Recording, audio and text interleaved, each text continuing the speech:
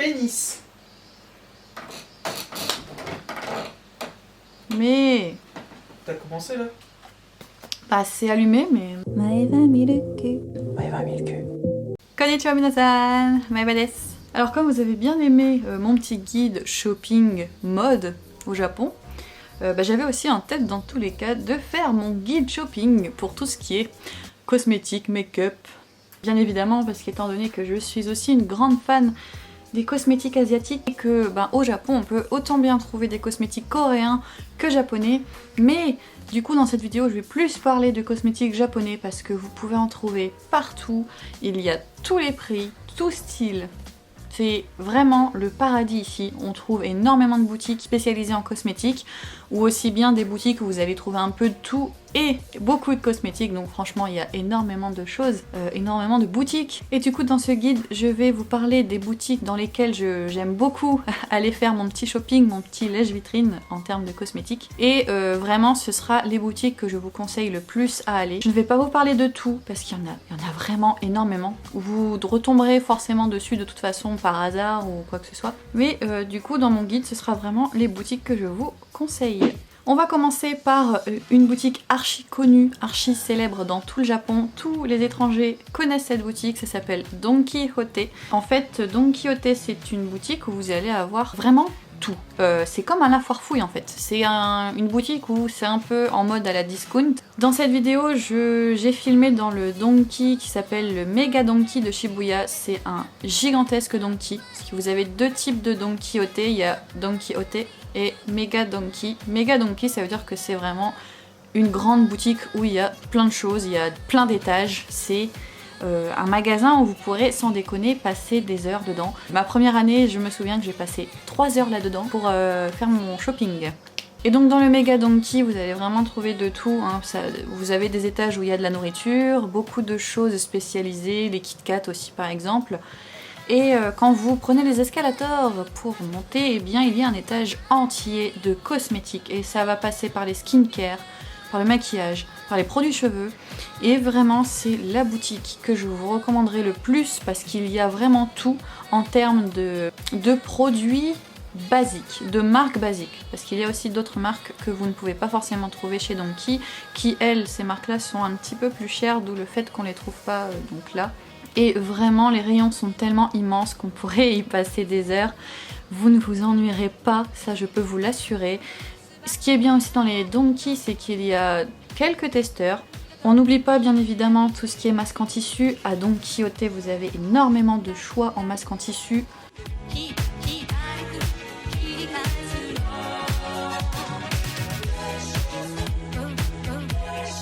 Et on n'oublie pas non plus au niveau des fossiles, vous avez un choix de dingue. Le rayon est très très grand et vous avez vraiment de tout. En tout cas, sachez que les fossiles japonais, ce sont pour moi les meilleurs que je n'ai jamais essayés. Ils tiennent bien la route, vous pouvez les porter plusieurs fois. Et donc, dans Donki, vous allez trouver beaucoup de marques qui vont être redondantes, que vous allez revoir dans les autres boutiques que je vais vous présenter après. Donc c'est pour ça que là, je vous mets beaucoup d'extraits où vous pouvez voir un petit peu le style de produit que vous pouvez trouver, le style de marque, le style de packaging, et vraiment, vous avez tout à tous les prix. C'est très très accessible, hein, le make-up japonais à des prix plutôt compétitifs. Je dirais plutôt prix drugstore, donc c'est très raisonnable. Sachez aussi que les eyeshadows au Japon sont très très réputés pour du fait que déjà ils sont pas très chers et ils aiment bien en fait faire des eyeshadows dans des packaging où vous avez 4 couleurs. Et quelque chose que je surkiffe aussi au Donki, c'est le rayon soins cheveux, tout ce qui est shampoing, après-shampoing, masque, shampoing colorant, coloration pour cheveux. Les rayons chez Donki sont impressionnants, vous pouvez trouver énormément de marques différentes. Ce sont généralement les marques qui marchent le plus. De toute façon, vous le verrez bien comment c'est disposé en rayon, ils vous mettent vraiment en évidence les marques qui marchent bien. Vous avez tout ce qui est aussi pour styliser les cheveux, des huiles, etc. Vraiment, il y a plein de choses à ne plus donner de la tête. Un truc qui est bien au Donki, c'est qu'ils font le tax free. Pour ceux qui ne savent pas ce qu'est le tax free, en gros, quand vous venez en tant qu'étranger, donc pendant un voyage, vous avez le droit à acheter dans cette boutique sans payer la taxe. C'est-à-dire que les prix au Japon sont affichés hors taxe. et une fois que vous passez en caisse, il y a des taxes en plus. C'est environ 8% du prix du produit. Et à Donkey, si vous dépensez plus de 5000 yens, vous ne paierez pas les taxes si vous présentez votre passeport. Donc ça c'est vraiment aussi quelque chose que je vous conseille de faire. Ça vous permettra d'acheter vos produits moins cher. Le seul bémol, c'est que si vous faites en version tax-free, ils vont vous emballer tous vos produits sous scellés, ce qui veut dire qu'en fait vous n'avez pas le droit de les utiliser tant que vous êtes sur le territoire japonais, et une fois que vous arriverez en France, pas de problème, hein, vous pouvez ouvrir le paquet. Mais voilà, c'est l'un des seuls inconvénients quand vous achetez au Donkey en tax-free, les maquillages que vous vouliez utiliser, c'est juste pas possible. Ensuite, on va passer à ma deuxième boutique préférée pour tout ce qui est achat cosmétique, c'est Loft. Vu le nom, on se dit pas qu'on va trouver des cosmétiques là-dedans, mais il y a aussi un étage entier de cosmétiques. Mon loft préféré se situe à Shibuya. Sachez qu'il y en a partout, en général sur Tokyo. Mais vraiment, celui que je vous conseille, c'est celui de Shibuya. Il est très très bien fait. L'étage cosmétique, il est juste impressionnant. De toute façon, vous voyez ça directement dans la vidéo. Et vous allez avoir énormément de choix comme au Donkey. Vous allez retrouver des marques également que vous avez vues au Don Quijote. Mais il y a aussi d'autres marques qui sont pas trouvables chez Donkey. Au Loft, c'est pareil. Vous avez un rayon produits, soins, cheveux, shampoing, etc. Immense. Tout ce qui est wax, etc. D'ailleurs, parlant de wax, les wax japonaises sont juste géniales. Ensuite, voilà, comme vous pouvez voir, il y a énormément de marques, énormément de choses. Et ce que j'aime bien aussi au Loft, c'est la disposition des rayons qui est très attractive, ça donne envie de fouiller. Vous avez aussi beaucoup de testeurs, vous pouvez essayer beaucoup de produits, donc ça c'est vraiment quelque chose de très sympa.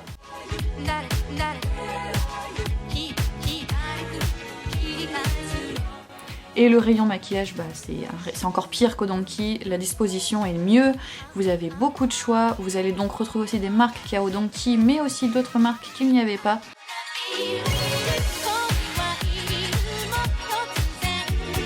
Donc vraiment, c'est aussi un magasin où vous pourrez passer des heures entièrement pour tout essayer.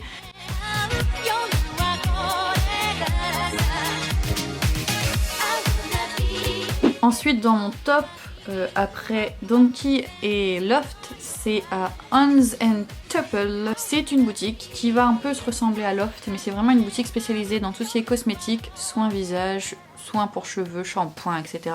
Donc ça va être aussi la même chose, vous allez retrouver les mêmes marques. Le magasin est aussi très très bien disposé, qui est très agréable à regarder. Et c'est aussi une boutique qu'on retrouve un peu partout sur Tokyo, bien évidemment.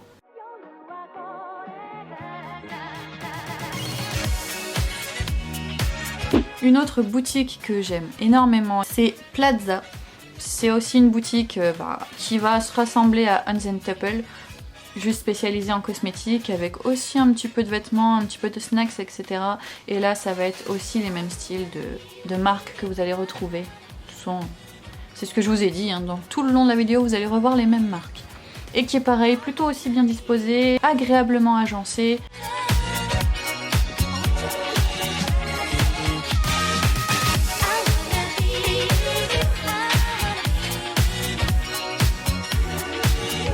Ensuite, une boutique que j'aimais beaucoup aller à l'époque quand je ne connaissais pas Loft, Hans & Tuppel, etc. Parce que c'est vrai que c'est pas des boutiques qu'on voit facilement quand on vient en voyage.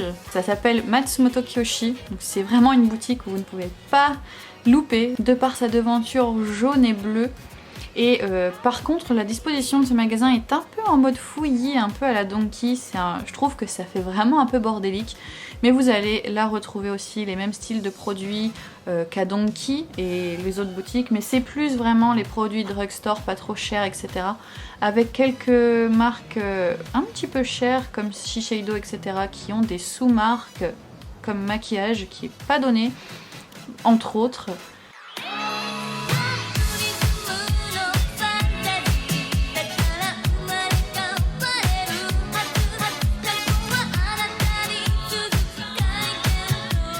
Une boutique qui est quand même sympa à aller voir parce qu'ils font des collaborations avec des marques ou des choses, vous allez voir après, très très sympa, qui s'appelle It's Demo. C'est une boutique donc qui est pas souvent très grande, vous allez en trouver aussi un peu partout sur Tokyo et qui fait beaucoup de collaborations avec Disney. Du coup vous allez retrouver des maquillages super mignons avec des packaging super sympas. Donc c'est pour ça que je vous conseille cette boutique, juste pour les collaborations. Après sinon vous allez trouver les mêmes marques Et ces produits en collaboration souvent sont vraiment très peu chers, très accessibles. C'est vraiment une chose à pas louper. Donc là, niveau cosmétique, très accessible en mode drugstore. On a fait plutôt le tour des boutiques qu'il faut ne pas louper, absolument. Mais comme on est dans tout ce qui est cosmétique, maquillage, etc., je vais aussi vous parler des lentilles de couleur, comme je porte aujourd'hui. C'est vraiment quelque chose que vous pouvez trouver partout au Japon. Il y a des magasins qui en proposent partout. Mais vraiment, l'endroit que je vous conseillerais le plus pour s'en procurer, c'est à Donki, forcément. Parce qu'à Donki, on trouve vraiment de tout.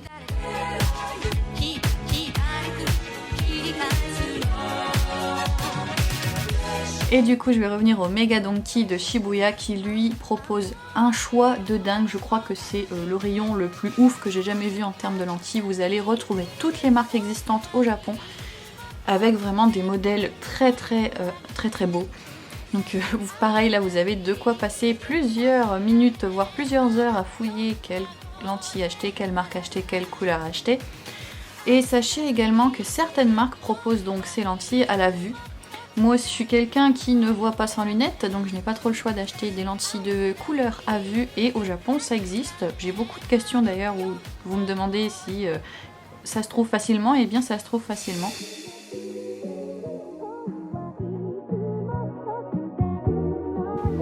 Et les lentilles de contact au Japon, je trouve que c'est vraiment très peu cher. Et la dernière chose que je vous conseillerais aussi d'aller voir pour un peu que vous voyez ce que ça vaut, les cosmétiques haut de gamme japonais, parce que oui ça existe, vous savez tout ce qui est Dior, Chanel, etc. Chez nous ça coûte la peau du cul. Et bien il existe des marques japonaises exactement dans le même esprit qui vont vous proposer des articles dans le même style de prix. Il existe un centre commercial sur Shibuya. Moi je vous conseille celui-ci parce qu'il est vraiment sympa. Après pareil vous allez le retrouver plus ou moins dans d'autres quartiers de Tokyo. Et donc une des marques que je vous conseille qui s'appelle Addiction, c'est une marque japonaise qui propose beaucoup de produits cosmétiques, maquillage, mais ce que je vous conseille c'est leur fard à paupières. Ils font des palettes en fonction des saisons et leurs fards à paupières sont très connus au Japon du fait que c'est de la très bonne qualité et de la très bonne pigmentation, mais par contre bah, c'est pas donné, donc voilà, c'est pour ça, hein. On est dans le high-end là. Une autre marque que je vous conseille, que j'apprécie beaucoup, qui elle est un petit peu plus accessible, mais pareil, hein, c'est pas donné, qui s'appelle Daz Shop. J'en ai déjà parlé dans un de mes vlogs quand je suis venue au Japon. Vraiment ce que je vous conseillerais d'acheter chez eux, c'est leurs fards à paupières dans les pots, qui ont une texture vraiment super intéressante. C'est entre le chamallow et le fondant, enfin, c'est vraiment super intéressant. Et la pigmentation est magique, j'aime beaucoup, ça tient toute la journée, ça part pas en couilles, ils sont géniaux. Et pareil, leurs lentilles de contact sont très belles. Et dans ces genres de centres commerciaux, donc, mais vous allez retrouver aussi d'autres marques qui sont très connues au Japon, genre Jill Stuart qui fait des make-up magnifiques, mais au packaging très girly.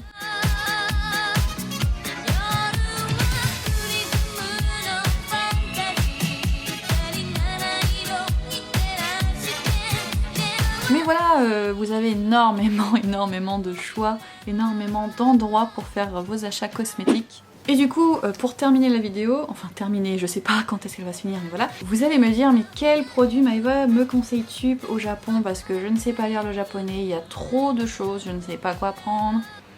Alors, sachez que depuis que je vis au Japon, je n'ai pas racheté de make-up, j'ai pas refait ma trousse de maquillage ici, parce que j'ai tellement de maquillage que... Enfin, je suis venue avec mon maquillage quoi, je suis venue avec 2 trousses, genre des trousses comme ça. Du coup, je n'ai pas acheté grand chose, mais j'ai déjà des produits japonais, donc je peux vous montrer un petit peu ce que je vous conseille. Pour le teint, je vous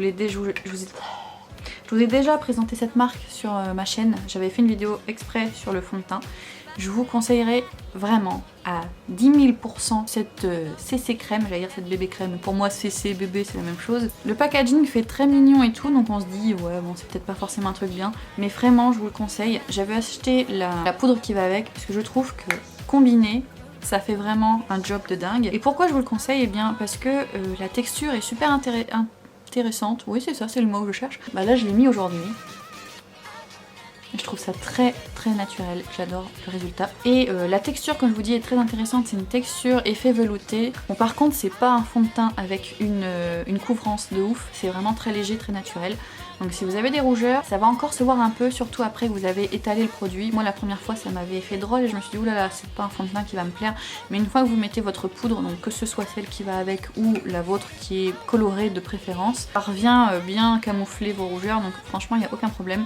Et ce que j'aime bien chez ce fond de teint, c'est qu'il tient bien la journée. J'ai pas forcément besoin de retoucher beaucoup, sauf quand il fait très très chaud là, quand il fait 40 degrés ici, c'est n'importe quoi. Un truc à acheter absolument pour avoir dans votre trousse de maquillage, c'est les eyeliners. Les eyeliners au Japon, c'est les meilleurs que j'ai jamais essayé de ma vie. Là récemment, ça commence à arriver en France. Je sais que Fenty Beauty a lancé un eyeliner exactement pareil. Mais du coup au Japon, vous avez un choix de dingue et des couleurs aussi, il y a plein de couleurs. Vraiment, je vous les conseille. Genre celui-ci, ça fait peut-être 2 ans que je l'ai. Il marche encore, mais j'utilise plus parce qu'il commence à s'assécher et quand je veux vraiment bien faire un beau trait, je galère.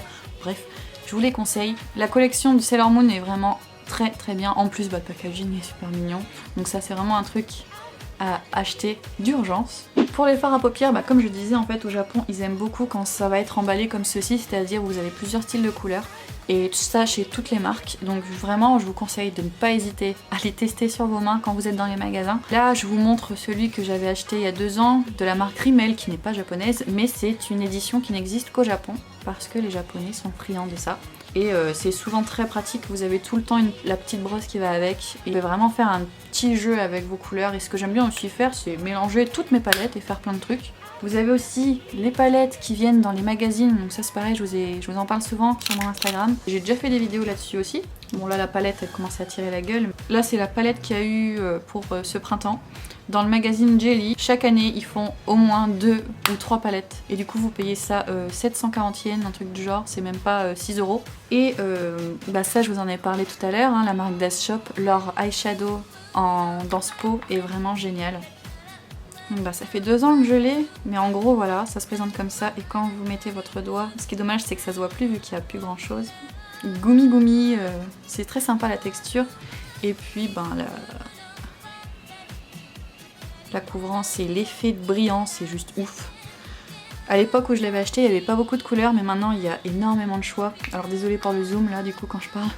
En termes de rouge à lèvres, j'ai pas... je crois que j'en ai qu'un japonais, ouais. Enfin, sauf ceux qu'il y a dans les magazines, qui sont bien, mais c'est pas non plus des trucs longue durée, etc.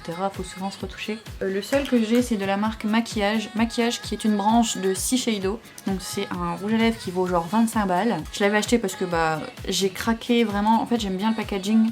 Et en général, les packaging de la gamme Maquillage. Et donc je l'avais acheté parce que j'aime vraiment l'effet que ça a. Attendez, c'est vraiment pas évident de vous le filmer comme ça. Ouh là là.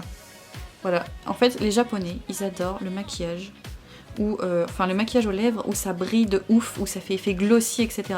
Et là à peine je vous ai fait ça, regardez la qualité, le rouge à lèvres il s'est affaissé de ouf, tellement c'est crémeux.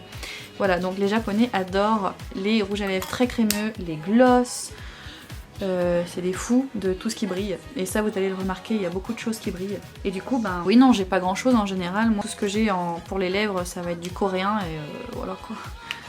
Tree Conceptize, Tree Conceptize, Tree Conceptize, Etude House.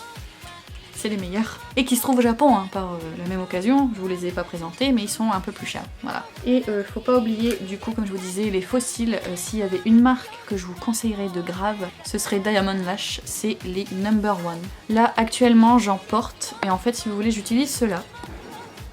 Qui sont très très longs. Donc ça veut dire qu'en fait, c'est des fossiles qui se mettent de là à là. Moi, je déteste. Et en fait, ce que je fais, c'est que je le découpe. Donc là, c'est le même, en fait. J'ai juste gardé ça. Et ça je le vire, je le découpe. Et du coup, si vous achetez ça, je vous conseille d'acheter la colle qui va avec, et c'est-à-dire la colle de la même marque, Diamond Lash. C'est la meilleure colle au monde qui colle de ouf. Ensuite, pour tout ce qui est soins visage skincare, il n'y a pas vraiment une marque particulière que je vais vous recommander parce qu'il y a vraiment énormément de marques. Faut tout essayer.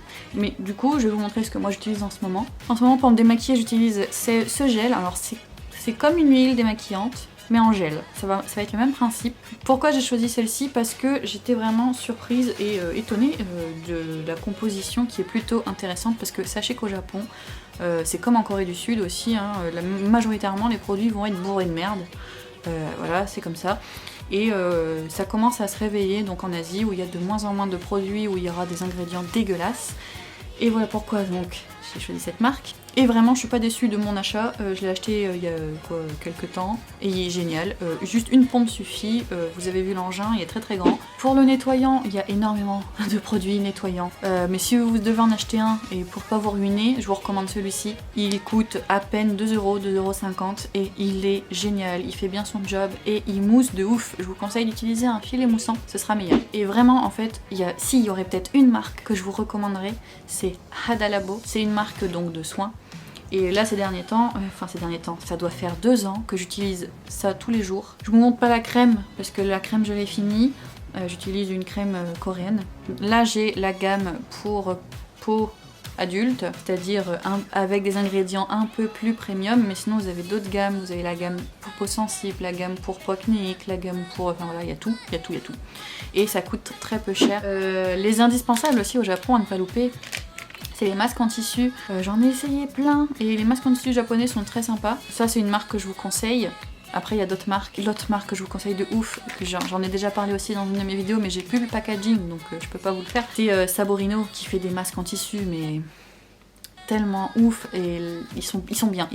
Et pour les cheveux, oui je veux vous conseiller pour les cheveux parce que les produits cheveux au Japon, depuis que j'utilise tout ce qui est shampoing, huile, produits pour styliser les cheveux, etc. Je suis devenue accro. Leurs produits sont géniaux. Donc notamment, on va revenir à Saborino. Ça fait des années que j'utilise ça et que je vous en ai déjà parlé. C'est un spray en fait que vous utilisez après avoir séché vos cheveux. Non, c'est un spray que vous utilisez après avoir lavé vos cheveux. Donc vous mettez ça un peu partout sur le cuir chevelu, vous massez. Ça va permettre de sécher vos cheveux plus rapidement avec le sèche-cheveux. Et en plus de ça, ça sent super bon les agrumes, la menthe, etc. Du coup, ça fait effet frais dans le cuir chevelu. C'est super sympa. Après, pour styliser mes cheveux avec le lisseur, j'aime bien utiliser la marque Napla. Là j'utilise ce spray, donc il marche super bien. Pour prendre soin de mes cheveux un peu tous les jours, j'aime bien utiliser une huile. Ici des huiles ils en ont plein. Donc alors, qu'on se le dise, hein, les produits pour les cheveux au Japon, souvent, sont bourrés aussi de merde, de silicone, de voilà, tous ces trucs qui sont pas bons pour les cheveux. Pour moi, j'ai le résultat qui est là, donc voilà, c'est ce qui importe le plus. Et ces derniers temps, j'utilise cette huile de la marque End Honey, donc c'est une huile à base de miel. Elle est géniale, elle marche bien. Et une fois que mes cheveux sont stylisés, que j'ai besoin de faire tenir ce que j'ai fait, je vous conseille cette marque. Donc là j'ai la version miniature, mais sinon ça existe en très grand, genre comme ça. C'est super idéal pour les cheveux frisés quand vous les avez bouclés. Et ces derniers temps, ce que j'adore utiliser, c'est toutes ces wax là. Je fais un mix avec les trois. Donc celui-ci, ça c'est la nouvelle mode au Japon, c'est une espèce de wax liquide pour faire effet cheveux mouillés. Je l'ai fait tout à l'heure, mais je trouve que ça le fait moins. En fait je l'avais fait ici. Celle-ci, c'est juste pour faire maintenir la coupe. Et celle-ci, c'est un best-seller depuis peut-être 2-3 ans. Je l'ai depuis 1 an, il reste encore un petit fond. Et c'est en plus une wax organique. Donc tout ça pour dire que les produits japonais, que ce soit cosmétiques, pour les capillaires, ils sont géniaux. Donc je vous conseille vraiment de jeter un œil si vous aussi vous aimez les cosmétiques et que vous êtes de passage au Japon. J'espère que mon guide va vous aider à aller trouver votre bonheur. Donc en tout cas moi ça m'a fait plaisir de faire ce nouveau guide. J'espère que je n'ai rien oublié. Dans tous les cas, vous voyez souvent ce que j'utilise dans certaines de mes vidéos ou dans mes posts. J'aime bien faire des posts où je vous montre ce que j'utilise en ce moment. J'espère que cette vidéo vous a plu. On se dit à une prochaine vidéo comme d'habitude. Si ce guide vous a plu et que vous n'avez pas vu l'autre guide qui est le guide shopping au Japon pour tout ce qui est la mode, parce que c'est aussi un truc de ouf là-bas, je vous conseille de regarder ma vidéo, elle vous sera sûrement aussi utile. Merci d'avoir regardé, bye bye matane.